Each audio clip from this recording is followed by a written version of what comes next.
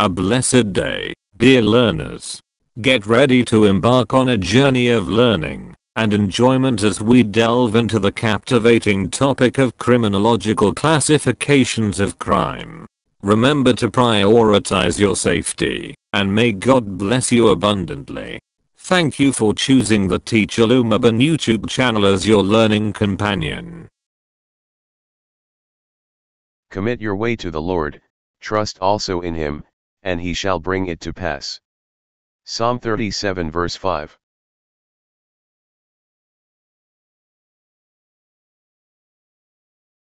Criminologists classify crimes into different categories based on various factors.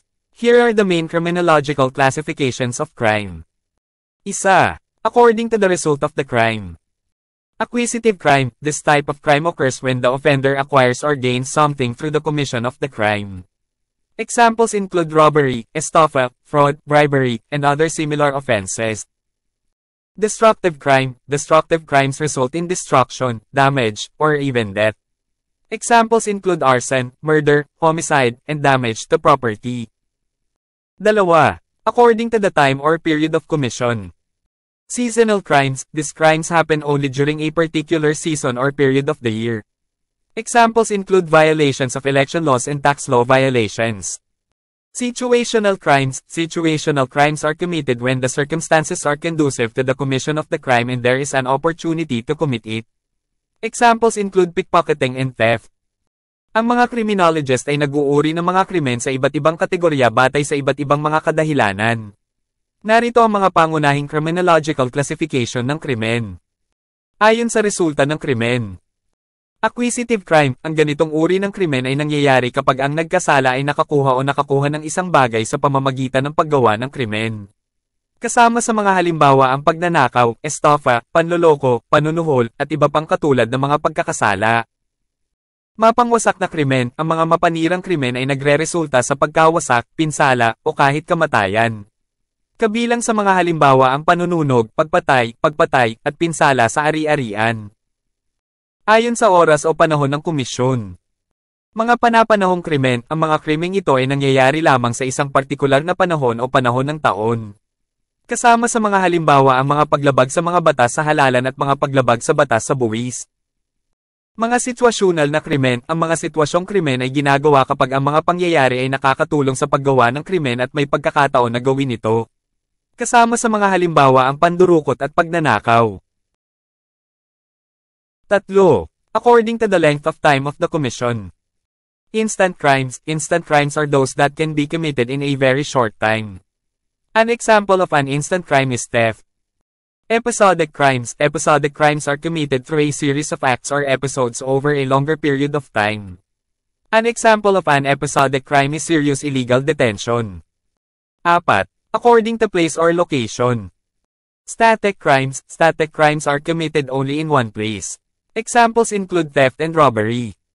Continuing crimes. Continuing crimes take place in more than one place or several places. Examples include abduction and kidnapping. 5. According to the use of mental faculties. Rational crimes. Rational crimes occur when the offender is capable of knowing what they are doing and understanding the consequences of their actions. Irrational crimes. Irrational crimes occur when the offender suffers from any form of mental disorder, insanity, or abnormality, and thus, they do not know what they are doing. Ayon sa tagal ng oras ng komisyon. Mga instant na krimen. Ang mga instant na krimen ay ang mga maaaring gawin sa napakaikling panahon. Isang halimbawa ng instant na krimen ay ang pagnanakaw. Episodic crimes. Ang mga episodic na krimen ay ginagawa sa pamamagitan ng isang serye ng mga gawa o yugto sa mas mahabang panahon. Ang isang halimbawa ng isang episodic na krimen ay malubhang iligal na pagpigil. Ayon sa lugar o lokasyon. Mga static na krimen. Ang mga static na krimen ay ginagawa lamang sa isang lugar. Kasama sa mga halimbawa ang pagnanakaw at pagnanakaw. Patuloy na krimen. Ang patuloy na mga krimen ay nagaganap sa higit sa isang lugar o ilang lugar. Kabilang sa mga halimbawa ang pagdukot at pagkidnap. Ayon sa paggamit ng mental faculties. Rational crimes. Ang mga rational na krimen ay nangyayari kapag ang nagkasala ay may kakayahang malaman kung ano ang kanilang ginagawa at maunawaan ang mga kahihinatnan ng kanilang mga aksyon. Mga hindi makatwiran na krimen. Ang mga hindi makatwiran na krimen ay nangyayari kapag ang nagkasala ay dumaranas ng anumang anyo ng mental disorder, pagkabaliw, o abnormalidad, at sa gayon, hindi nila alam kung ano ang kanilang ginagawa. 6. According to the type of offender. White-collar crimes. White-collar crimes are committed by individuals belonging to the upper socio-economic status or in the course of their occupational activities.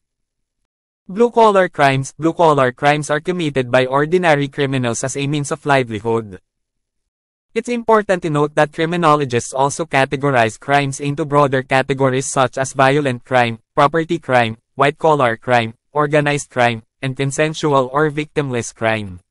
Each of these categories includes many more specific crimes. Ayon sa uri ng nagkasala. Mga white-collar crimes. Ang mga white-collar na krimen ay ginagawa ng mga individual na kabilang sa mataas na socio-economic status o sa kurso ng kanilang mga aktibidad sa trabaho. Blue-collar crimes. Ang mga blue-collar na krimen ay ginagawa ng mga ordinaryong kriminal bilang isang paraan ng kabuhayan. Mahalagang tandaan na ikinategorya din ng mga criminologist ang mga krimen sa mas malawak na kategorya tulad ng marahas na krimen, krimen sa ari-arian, white-collar na krimen, organisadong krimen, at krimeng pinagkasunduan o walang biktima. Ang bawat isa sa mga kategoryang ito ay may kasamang mas maraming partikular na krimen.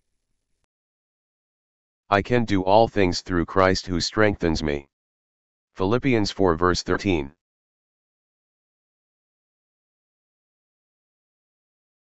I hope you enjoyed and learned something new from our topic learning guide to criminology, sociology of crimes, ethics and human relations. If you learned something from this video, please give this video a thumbs up. Don't forget to share this video with your friends. If you have comments, questions, or suggestions, you can leave a message in the comment section below. Thank you very much for watching my videos. Hoping that we meet again in my next video, and God bless you always. It is the Teacher Lumaban YouTube channel.